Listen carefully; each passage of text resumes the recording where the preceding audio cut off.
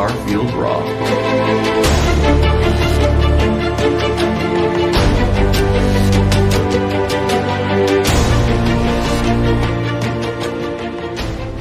Hi everybody, welcome back to Starfield Raw. I am Joe the Wigit, and I am joined by my fellow hosts, the amazing and spectacular Mr. Twin Guns Rook. What is up, everybody? We got a good show for you today, some interesting information, so let's get to it. Bang, bang. And we are joined, as always, by the overachiever himself, Archon. Overachiever, I found an island. And I saw your notes, man. Just a little bit. You're always overachieving something. And our new show is up, guys. Raw and Nerdy. It is up on all major podcast platforms. You can check it out. It's about all things nerdy, from TV, movies, books, video games, board games, tabletop games, the works. We nerd out for over an hour for you guys. And our next episode, this coming Monday, we have a special guest. She's pretty awesome. Regular listener on our shows. We can't wait to have her on. And you guys will just have to listen and find out who that is. It'll be coming out next Monday. Just keep in mind, Starfield Raw on Fridays, Raw and Nerdy on Mondays. See, we got you guys covered. You get your full nerdiness in. Start and end your days with Raw podcasts. And we got a special contest we're going to be launching after this, when you guys hear this episode, so Friday. We'll talk about that later in the episode. But first, we'd also like to ask that you guys remember to review and give us those 5-star reviews on iTunes, Spotify, and wherever else you can put reviews and ratings. We really appreciate it. It helps us a ton. And join the Discord.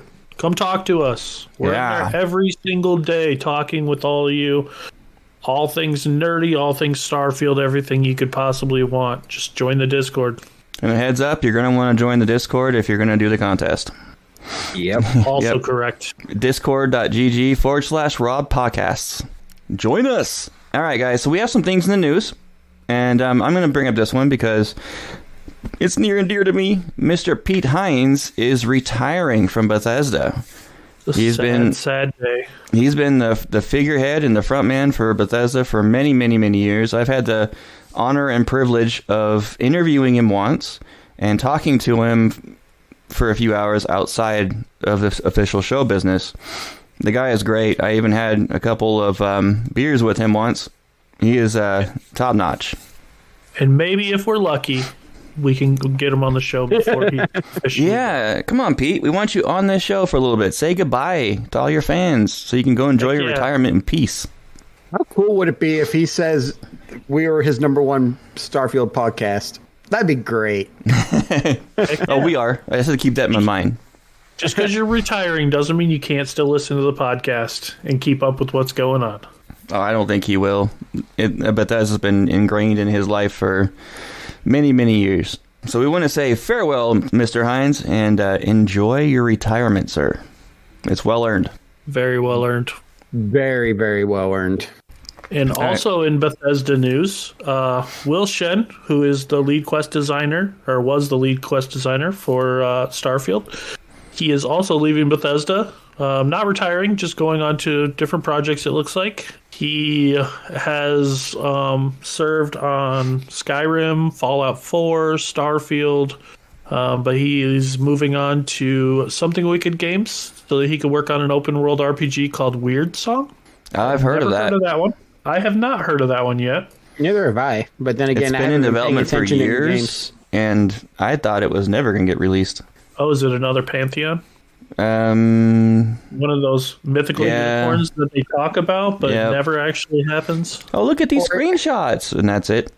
Or is it another Star Citizen where they're going to actually release it in open alpha and just never come out of alpha? Or is it another Starfield where it'll just be talked about for 10 years before it finally comes out and then everybody loves it? Who knows? Right. We'll talk about that more on Raw and Nerdy, I'm sure. Oh, yeah. Mm-hmm. But right now, we're talking about our Starfield stuff. All right, guys. Yeah. So I do have a side mission of the week I want to bring up, and it's one that I personally have not done. I have been wanting to do, but I constantly forget about it every time. It looks like an absolute blast. The rewards are fantastic. I got it. Huh? You did it? I did it. At least one of us did. See what I remember? I said overachiever. Oh, sorry. No, he's just. I mean, I didn't do it. What are you talking about? He's over-designed. I'm a shipbuilder. What are you talking about? So basically, what it is called over-designed, yeah, and it's one of the best elements of Starfield is the ability to design custom ships, which it's one of my favorite things by far. And the side quest over-design, it takes complete advantage of this gameplay mechanic and allows players to create a Kepler-type ship as a member of the R&D team of R.A.W.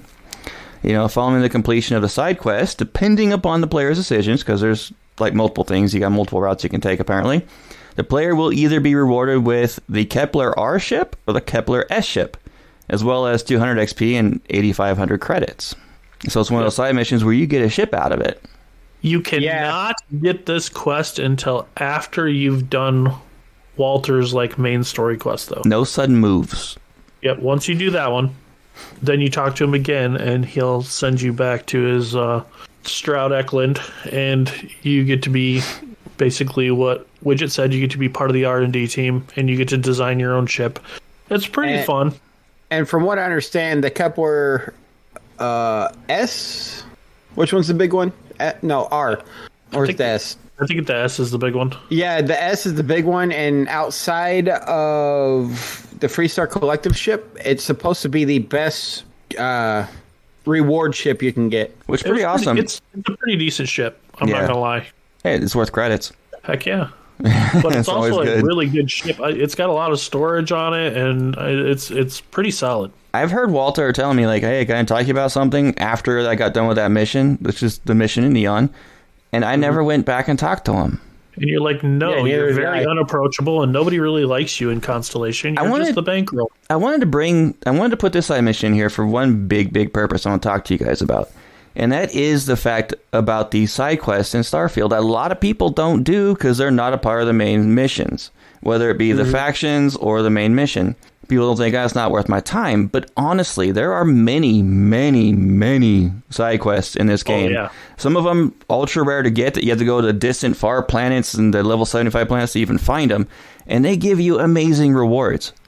Not just but the stories are phenomenal. That's why you need to do the activities when you get them, because I found a couple of awesome quests just from doing those activities and going to talk to the people that are I've been guilty of not doing that. Quest. Yeah, I did on my first playthrough on my main character. I've been trying to find like little side quests and do these and different random things, because like you can only do the main story quest so many times before it starts getting boring. So why not do the side stuff? Because the side stuff is where a lot of the fun of the game is. Yeah. So people are saying, I went through the game in 20 hours and now I'm bored. Well, what did you do? Yeah, it's like Skyrim and Skyrim mostly, somewhat Fallout, but mostly Skyrim and the Elder Scrolls series, where most of the game's fun is in all these side quests and not the main story. Wait, is it mostly Skyrim? Well, I'm just messing with you because you said that about also about Skyrim. Which main story? Well, there is one main story that arcs in multiple different directions during the main story. But Skyrim had so many side quests that actually filled a lot of the lore, and that's the same with Starfield. There are so many side quests. You get to see the stuff I was complaining about that I didn't see until I started doing these activities. Like the animosity between the UC and the Freestar Collective. That is there. Yeah, it's actually in the side quests. I started a new challenge character today, actually, that I'm going to be talking about a little bit later. But one of my big goals is to hit up all these activities in that activities list and get nothing before I go to a new game. Yeah, that's why I haven't finished my challenge character. Y'all finished y'all's before mine, and that's because I've been doing all these side quests and everything and not doing the main quests. There's actually, I actually talked to Rook about this one time. It would actually, I'm tempted. I haven't done it yet, but I am tempted. There is a console command that you can do, like where you create a character and you put it a console command, and it gives you every quest in the game. And then just go down the list and just experience every quest. Because some of them you may never find. I won't do console commands. I haven't. To me, I want to find them. I'm curious because like there could I'm 100% positive I could play this game through 50 times and there's quests I'm not going to find.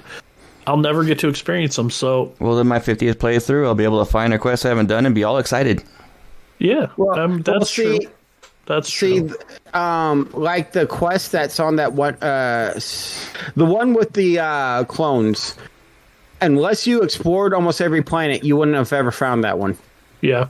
I was on like a level 75 planet messing around, killing things, getting better weapons and stuff, and I came across like a little mining settlement on one of them that had a quest. And I was like, okay, there's a quest out here. Wonder what this is. Mm-hmm. Haven't done it yet. I have almost 8 days of playtime, and I'm still finding a lot of new stuff. Yeah. Oh, yeah. And I got a feeling it's going to be that way until they release the first, or until they get closer to releasing the first expansion. Oh, I'm sure I'll probably get into like the 3rd and 4th expansion and be like, come across a quest like, hey, this has been here the whole time and I've never found it. Yeah, we don't know what's going to be in the first new quest I found. Yeah, I played that in the very beginning. Yeah, I found that in like hour 10. What were you doing? What? You mean you can blow up asteroids? See, you guys always do that to me, so it'd be my turn to get some revenge. No. Let's be honest. I've done that to both of you. Yeah, we'll get you back.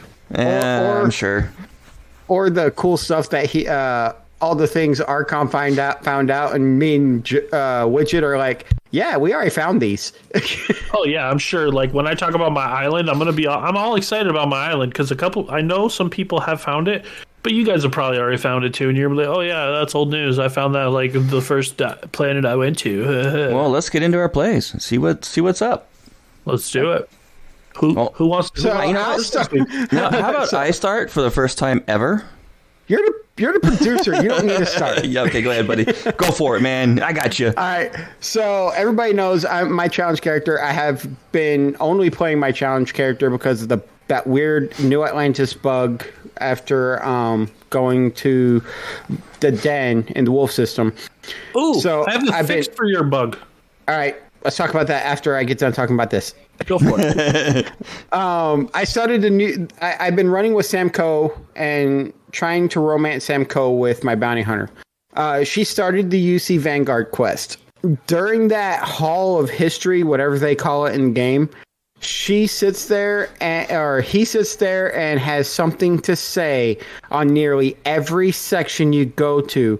And the only one he says something positive about is the Armistice Vault. See, I was really curious about that because when I went through that, I was wondering if you got different companions, what they would say about it.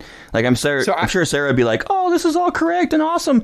Yet Sam, being Freestar, I was wondering about that, actually. And it's exactly that, because I went through my first playthrough with my main character. I went through with Sarah. That's what I meant. And it actually, she had positive things about it, and Sam was the opposite side. Which is funny because my main character is a Freestar collective person married to Sarah, and my bounty hunter is a UC settler romancing Sam. I'm curious if you take Barrett through it, what he'd be like, how many jokes he would crack in the middle of it. I do. That is a plan of mine, is to run through with every companion. So multiple playthroughs, obviously. But let me know how that first, goes. I'm starting with Sam. I will. So I found that interesting. No, that's very interesting. I like that kind of stuff. Yeah, it shows the level of detail they put into the game on the different aspects of the different companions you get. Yeah, I found that if you join the UC and Andresia's your companion, she does not like it at all. She gets real mad. Oh, so does Sam. And I found out that if you go the route of using the animals to fight the Terramorphs and not the nanobots, everyone in Constellation hates you. Oh. I haven't done that one yet. Yeah, I never tried that. They don't hate you. Actually, they just don't like the fact that you did that, and they argue with you. Every one of them argues with you about it. However, if you join the Crimson Fleet, they all hate you. Actually, I used the animals. I don't remember them getting pissed. Are you talking about that final fight against the final Terramorph? No, when you make the final decision at the group, yeah, whether to use the nanos to get rid of the Terramorphs or to use the animals. I chose the animals. I don't remember which one I chose my first run through with my main character. I think it was the animals. I don't think I chose the nanobots because the nanobots were too worrisome to my character. He's very anti-control, so. But everyone in Constellation had to give me a talking to about it. Oh, of course. Yeah, that's the way it has to go. A-holes. I built my new ship. It looked pretty cool before, but now it literally looks like a flying F-14 in space. But it was made in a comment in our Discord that so many people are trying to build fighter-looking ships that I want to build a good cruiser or battleship. And I'm still trying to figure out how I want to do that. Oh, I like doing my own custom designs. Yeah, that's why I'm stuck with. I kind of want to try and build a ship that doesn't look like a ship. Yeah. Well, you want to build that big, weird thing that has no center that one dude built? No, build like a space turtle. Space turtle. My fighter ship on my main, the Jolly Roger. You ever see those cartoons where they pull out their guns and there's like they pull out 15 different guns and aim them at them like they're gonna just demolish them? Ventura? Yeah, exactly. Or the mask. Sorry, the mask. The mask. And that's the idea I went into when I made the Jolly Roger. You look at it head on, it looks like someone just popped out a whole bunch of freaking weapons and pointed right at you. See, when I say battleship, though, I'm not talking about like Star Wars or something like that. I'm talking about space battleship Yamato or taking the USS Iowa and putting it in space. I want turrets that shoot in both directions. Do it. What about like a ship that looks like a ship, like a ship you would see on the ocean? Hey, check out the anime space battleship Yamato. That's exactly what it is. That'd be kind of cool. I wanted to do that with my challenge character. I just didn't have enough money to do so. That's my problem is I don't have enough money right now to build my ship any bigger than it currently is. So there's requirements for like length and width. Is there a requirement like you can't go too high? You can't. There's a. I don't know if there's a limit of going too high, but there is a module count limit. You put so many pieces on the ship. So man, I saw somebody make like a transformer. That was kind of cool. Yeah. If you actually look at that picture of that big weird ship that the person built that has no center, so the enemy can't hit it. Yeah, that is huge. You guys keep in mind though, a lot of these ships that you see online that they're building, these crazy ones, are built with mods. That's why when I'm looking for inspiration of my ship builds on the Reddit, the subreddit ship builds, I actually look for the ones that are tagged vanilla ship build. Yeah. Most of them, all they do is that drop down glitch that merges two pieces together to make it look more seamless. They don't use any mods on those vanilla ones, so that's what I'm going with. Yeah, I've seen people. Apparently, there's like a glitch out there you can use to where you can attach modules that shouldn't be able to attach in places to make them like look smoother. There's one that will give you no limit. That's a drop down glitch. I'm not using any mods for that or mods. I'm just talking about straight up. It's a glitch where you build two halves or something together. You put what you want to drop into a certain spot where it's not supposed to fit, and then you just do the drop the right way, and it'll drop and say it's there, and it's actually mounted, so it's not an unconnected module. There's a mod that gets rid of the restrictions in shipbuilding. Yeah, I've seen that. But I don't use any mods, so. Oh, I can't wait until next year when they actually release the creator content, the creator pack. The amount of stuff we're going to get is like new expansions. It's going to be my question awesome. is will the creator pack using anything from that affect the achievements? It's using mods. You're building mods, so I'm sure it will. By the time that comes out, you'll probably have your achievements maxed anyway. Yeah. Probably, yeah. Oh, I can't wait for it. I'm actually thinking about getting into the creator pack and seeing what I can build with it. See what I can design. I wanted to see if I can design a planet. Space station. I've done environmental designing and stuff like that in video games before, and one of them was a game called Uthros that never got released. It got canceled by Wizards of the Coast, but I was the lead environmental designer, so I was actually building landscapes with it. So I know how to do that. I know how to layer it and all that good stuff, how to do the texture mapping. I think it'd be a lot of fun doing like a raw planet. So here's my issue with Starfield's world so far. And it's not against any of the worlds you haven't explored. It's one of those where we talked last time where I wish we could actually build a settlement and actually start building a true settlement and not these outposts. But I've noticed this game takes place 200 years, 300 years in the future. All the planets that are settled have one major settlement on them and not a lot of different smaller ones. Oh my gosh. So that's one thing. That's one thing I wish they could allow us to build settlements so we can expand the colonization of the planets. $100 says we could build a mod that will allow you to do that. Oh, there's probably a mod that will allow us to do that.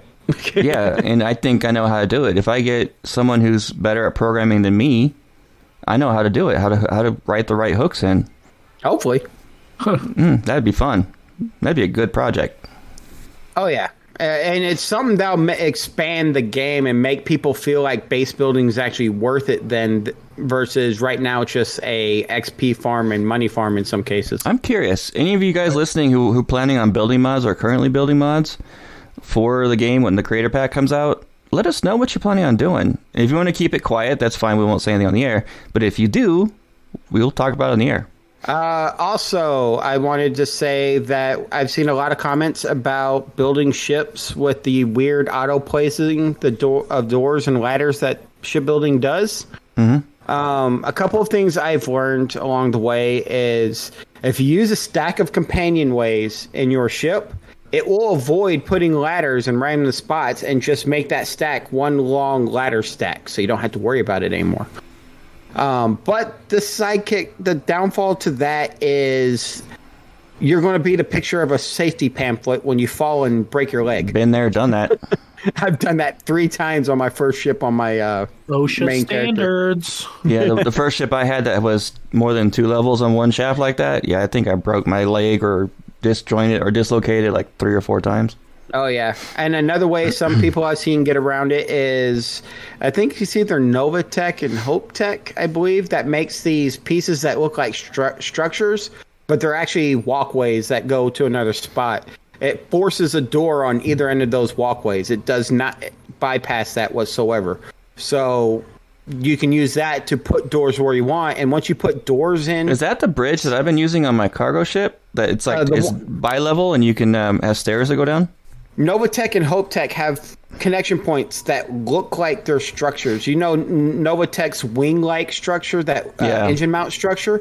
There's one that actually looks like a solid square in the middle of it, and it's just a walkway is all it is. And it forces doors on either side of that.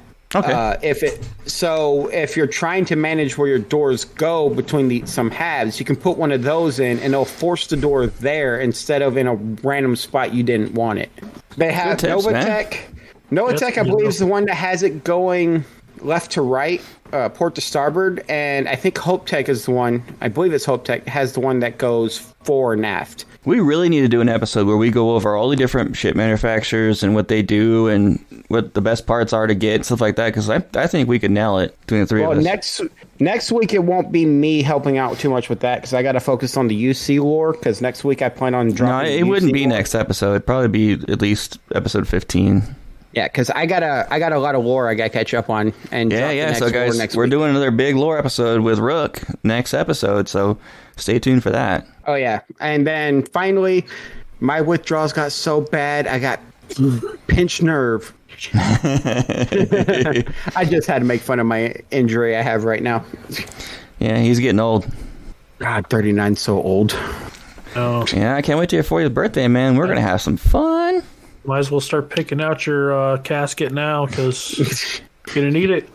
Hey, they say you're only as young as you feel, and when I hit 30, stuff started breaking.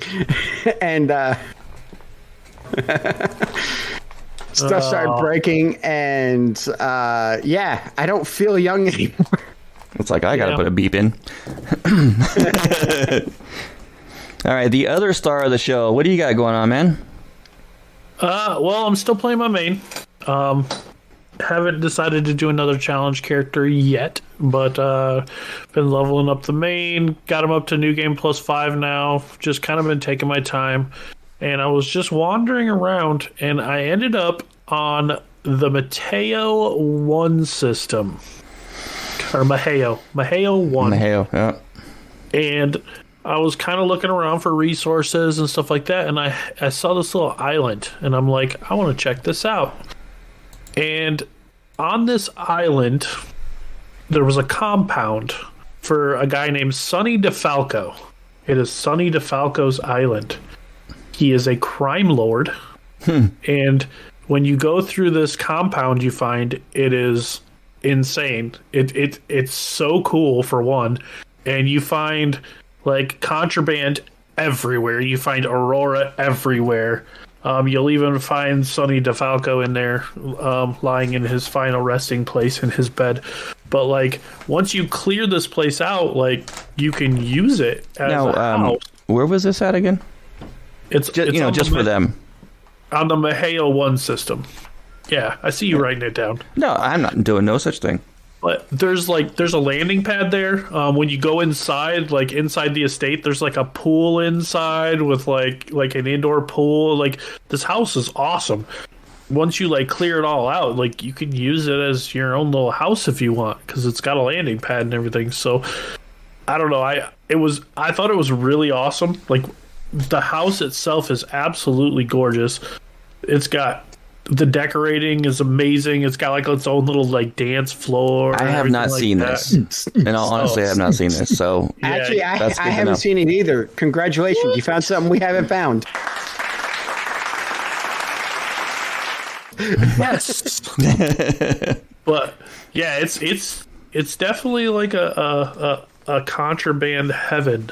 So if you're into that kind of stuff and you want to find a whole bunch of contraband and make a bunch of money off it, this is a good place to go, because I found like 21 or 22 different pieces of contraband, not counting all the Aurora I found throughout the place. And very nice. Very nice indeed. It was a fun little find, and it took me probably a good like half hour of going through it all to explore everything. And might have to take the Jolly Roger over there, because it's fully set up for contraband smuggling. For smuggling the contraband, yeah. Other than that, I don't know if you guys have noticed, but I've found a few of these now, and then it got me looking online. It put me down this little rabbit hole. I keep finding silverware arranged in letters all over the place. Really? Like in random, you'll open like a little random refrigerator and there'll be like M spelled with knives. Or I found an O in one place. And I'm pretty sure I found like an E somewhere, and I found different letters, and I'm almost wondering if this is like some type of like Easter egg or hidden secret or something, or it leads to something that nobody's found. And okay, like, Mr. Conspiracy Theorist over here. Web developers will be like, oh yeah, this game's been out for like 10 years and there's still one secret nobody's found. I wonder if this... Oh, I'm sure there was quite a few secrets in this game still. There's a place you can put pictures of this stuff inside of our Discord. Take pictures of it. I've been seeing I haven't seen the silverware. I've seen a lot of the stuffed animals put in weird positions, like tea parties or stabbing one in the back. I saw one laying down with the other one holding a knife in its hand. Yeah, I think that's just for fun.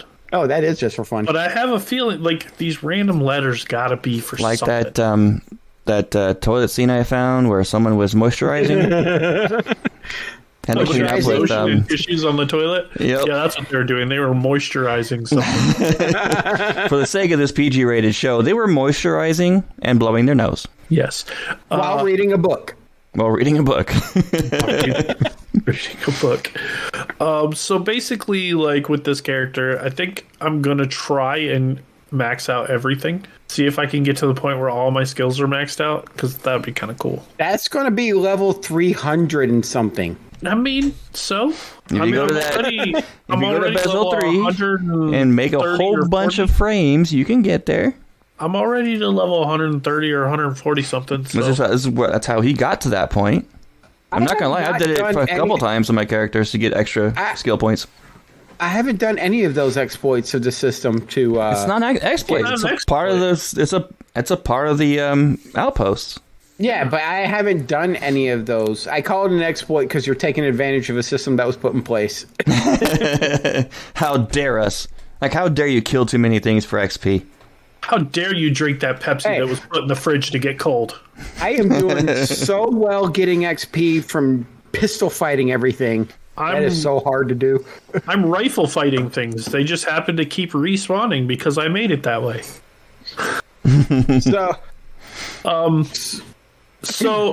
as far as what I was telling you earlier, Rook, this is the last point I was going to make. I found out that if you're having problems with losing data or clipping in your screens and things like that, a lot of people in different Reddit chats and stuff like that have compiled a lot of data and found that if you clear a lot of your old save data caches out, it fixes it.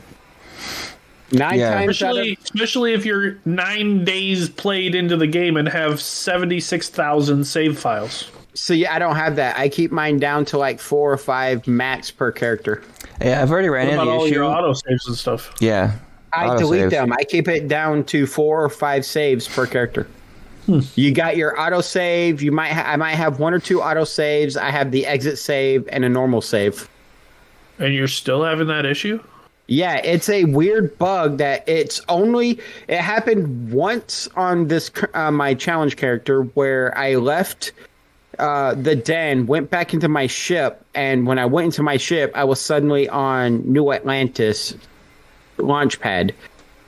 I restarted my challenge character once I realized that was a major bug, and it hasn't happened since. But I didn't restart it instantly with my character, because my main character, because I was seeing if it was a bug or if I was seeing something. So I left the ship, and when I left the ship, I was on New Atlantis, and that whole section of ground was missing between where they do the scan for the bounties on you when you enter the town.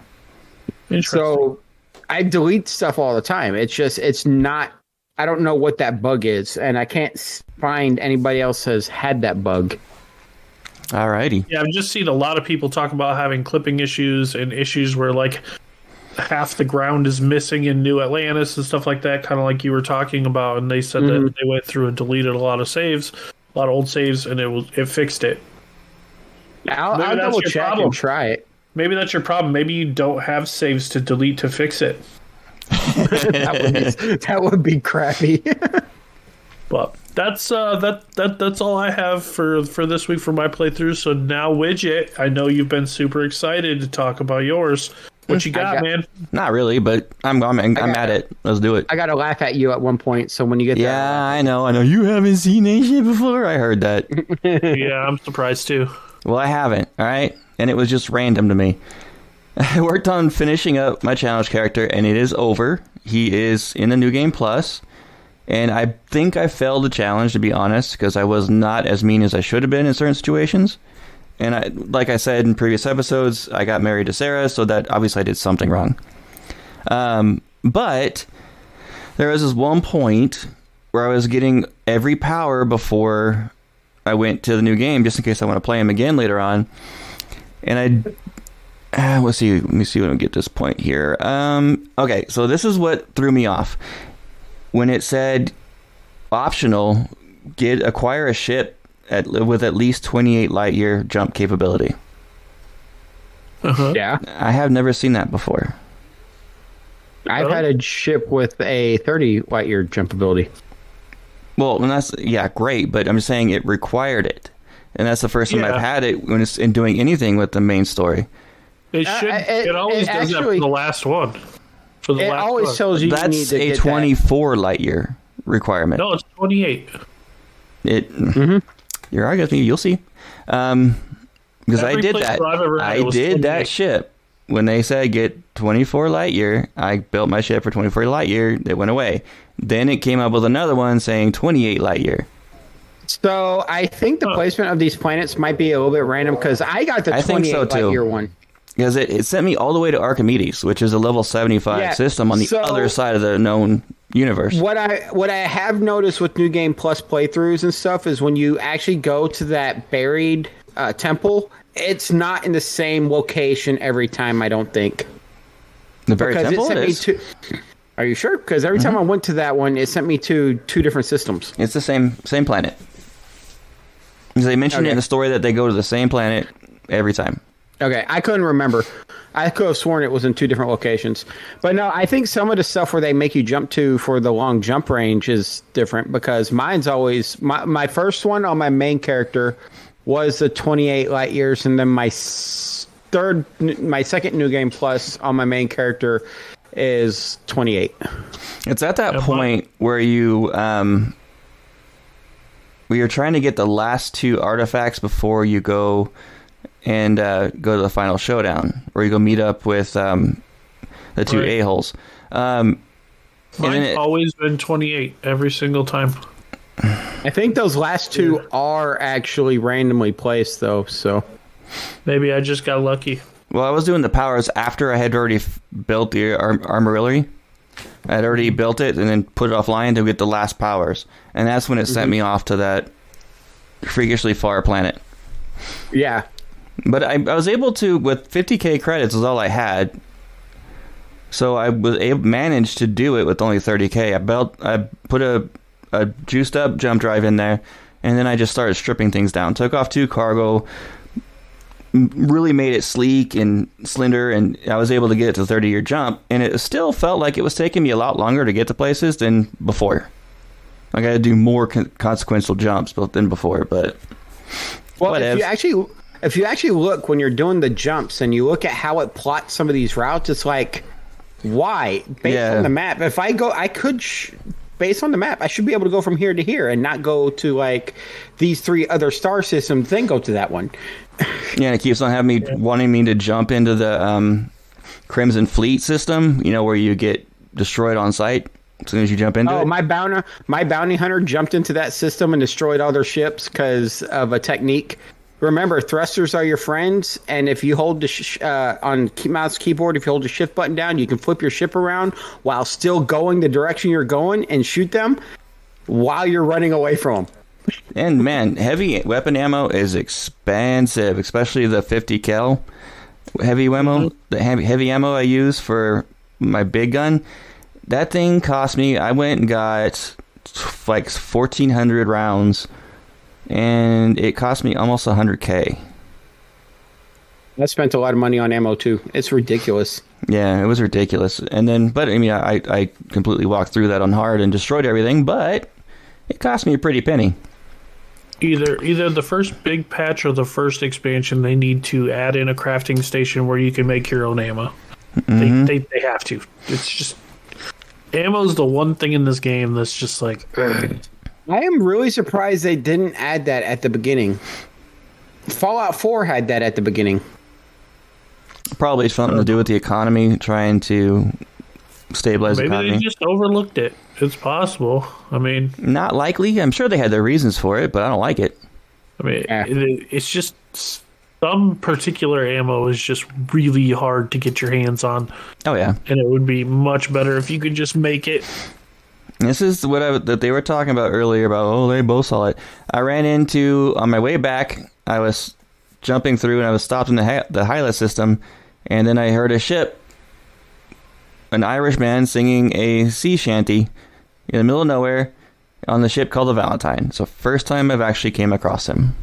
I have no idea how you came across that one time and almost 9 days of gameplay. It's the randomness of it, man. I have 8 days. I have almost more time than you playing, and I have touched that thing. Oh my God. I've seen him in like 15 different systems, but he does change up his songs too. I've been on Discord with Rook at least 3 different times while he's found it. Well, it's like, oh man, the Valentine again. Thus, the randomness nature of this game. This is the first time I've run across him. I just find it weird. This is the first time you ran across him with how long you've played. What can I say? I'm not the designer. I mean, I've played quite a while, and this is the first time I've ran across that sweet island with the sweet mansion on it. So I've done a lot of exploring. I thought I explored the Maheo system, but I guess not. You may have. You just didn't go to that island. Oh yeah, probably didn't pay attention and just scanned the planet and left. Yeah, got the creatures, got the plants, and left. Mm-hmm. I started a new personal challenge. So I made a politician character a while back actually, and I thought about it, and I wanted to do this little personal challenge. Okay, now you guys that are listening can join in on this if you want. It's up to you, but I'm gonna have fun with it. So it's my diplomat, and I'm gonna be doing a lot of building his stats into the social. I really want to experiment with the social tree and see what I can do with it. And I want him to be completely focused on money and whatever means necessary to make that money and influence. So, yeah, he's my politician. And he's not a pacifist. He's going to be in combat. And I'm going to kind of focus on him with like the gentleman's weapons, so lasers and particle beam. Because I really haven't played with those too much. Explain to me how particle beams and laser weapons are gentlemen's weapons. Because they're the modern fancy stuff. They don't go boom. Gentlemen's weapons would be like pistols. Nah. He likes firepower. And rapiers and... He likes firepower, man. And yeah, I'm going to go melee. If you're going to do a gentleman's weapons, then build a boxer. If you're going to do a politician, build a boxer. He's not a gentleman from the 16th century. He's a modern gentleman from the future. So it's lasers. But the big thing about this challenge is I am not going to go into New Game Plus until I have acquired a very minimum of a small amount of 5 million credits. That includes my ship values. That's like 20 minutes of playtime. No. I think you should have 5 million in the bank, not counting your ship values. Well, he likes his luxuries, okay? He's going to have a nice luxurious ship, maybe a fleet of them, and the value is going to be a lot less than what I spend into him anyway. Well, we all know that. That's stupid. So I'm going to take all the bribes I can. He's just going to be money focused and power. Oh. And the funny thing is that he's going to hate you. Oh yeah. Well, he's about persuasion and being like, he's got that politician. I'm wonderful in the front, and in the background, he's all about money and power. Actually, belay my last. Stroud will love you. Right? So he already has points in persuasion, scavenging, and commerce and social. And he's like currently level 4, and I had to put a point into jetpack, and I had to put a point into lasers, basically. So I'm going to be using a lot of that social stuff, and that commerce is going to help me get a lot more for the bribes. And scavenging helps me to get extra credits when I go through and scavenge stuff. So there's a lot of things I can do that can make this interesting. That'll be very, very interesting. So that's what I'm going to be doing. I got a caveat to that, sir. Yep. I think you should also try maxing out your social skill tree. Maxing it? I accept. I won't do it on the first New Game Plus, but... No. It's going to take multiple new games to do it. Okay. I accept, sir. This is going to be an interesting experiment to see how that social tree really works in the game. All right, guys. So we have a contest. What it is we are going to be doing a shipbuilding contest we want to see your best fully functional cargo ship. You have 2 weeks to do this, so we're giving you time to build up the credits enough to build what you want to build. No mods allowed. If we find out or see that you have used a mod at all, you will be disqualified from this competition. No mods. We want all submissions to be submitted to a special channel where we have created as of today, Friday, on our Discord, discord.gg/raw podcasts. We want to see a minimum of 3 pictures. 1 picture has to show all your ship stats on the left-hand side. And so when you go on the shipbuilder, it shows everything. We want to see that. It'll also show us if you've used mods or not. Easy way to tell. The minimum requirements for this ship: you have to have a minimum of 7,000 cargo space and a minimum of 60 mobility. Yes, at a minimum, because everybody who's built cargo ships knows that mobility tanks the more cargo containers you add. Weapons will give you a bonus if it can protect itself. Awesome, but not fully required. So the requirements are the 7K cargo space and the 60 mobility. And for those of you who are asking why we don't want to see a picture of the shipbuilding screen where it shows the stats on the bottom, why we do want to see it. No. You want to see the one on the left because the stats on the bottom are still in Shipbuilder, so things can change. Exactly. We want to see the one on the left because that means you've completed your ship and it's ready to go. All right, so we want to see a minimum of 3 pictures from different angles and a maximum of 5 so that we don't get our channel flooded with pictures. And we want only 1 submission per player. Yep, and so we want if you're going to make multiples, make sure you pick your best one to submit because we are looking for the coolest. We will be announcing the winner on episode 15. And the prize, for what it's worth, is a signed copy of my book that I wrote. Book 1, not book 2. Book 1. That's actually published. Yep. It's a real book. I'm going to put in here that I want to make sure everybody realizes it is a custom ship of your design. You can take inspiration from other ships, but do not copy builds off of other websites or shipbuilders. Yeah, exactly. That could get you disqualified. Yeah, Yes, I also spend a lot of time looking at different designs and stuff. So if you can just copy paste, I will know. Obviously, the hosts are excluded from this. For the judges. I might do one for my own fun, but it won't be a part of the competition. So episode 15 will be the announcement. We will be judging it. Final judgment will occur on Wednesday, the 1st of November. And that's our competition. Have your submissions in before that. Yep. Before we record at 6 p.m. Pacific Standard Time, we're going to do our judgment and announce it. Right. I got an idea. I think we participate in the sense that we also build and let the Discord judge between our 3 ships, just for fun. Maybe we can do that. It would just be for bragging rights. Yeah, like I said, just for fun. We did get 1 email, and please feel free to write in with questions or anything about that, or ask questions on the Discord. We'll be happy to answer. We have 1 message that came in through X from Minus Music, and I thought this was an interesting thing. He told us about what he did with the sleep crate. He called it a sleep crate challenge, but yeah, when you go and buy the sleep crates, you get 3 of them for 1,000 each, and what randomly you get. We asked you guys, what did you get? And he said... he got mostly credits, but also got his first ever contraband, harvested organs. Which is still better than what we got. He went on to tell me that he had to go and run over to offload it before he was able to get off planet. Yeah, harvested organs aren't exactly what you want to find in your sleep crate, but... And that brings up a lot of questions.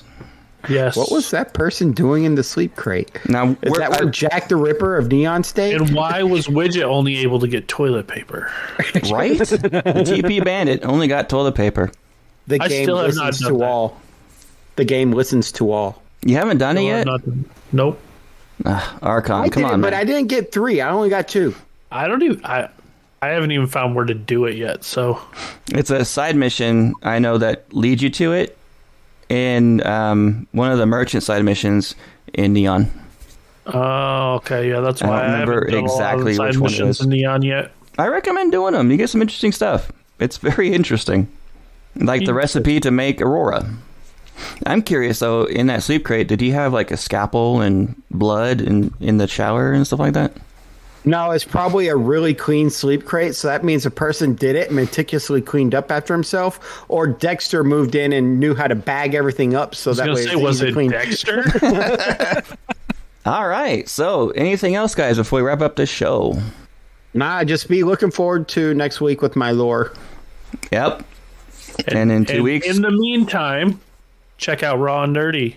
Yes, every Monday. Episode 1 is already out. So go download it. Let us know what you think. Have a listen and have fun. And as always, guys, you can reach this show through our email, starfieldраw@gmail.com, with any questions, comments, concerns, anything you want to talk about. Write us and let us know. Sometimes we'll pick it and put it on the show and make a conversation out of it. You can follow us on X at Starfield Raw. You can follow our main X, which is at Podcast Raw, which also will give information about both shows, Raw and Nerdy and Starfield Raw. you can follow us on Facebook, Starfield Raw. Come in, say hi. And, of course, our Discord, which is... discord.gg/Raw Podcasts. All right, guys. You can follow me individually on Twitter at the Wigit, WIGIT. You can follow me, Rook, at Rook213. And you can follow me, Archon, at the Archon606. Keep on making those credits, everybody, and we'll talk to you next week. Peace out, everybody. Have a good week.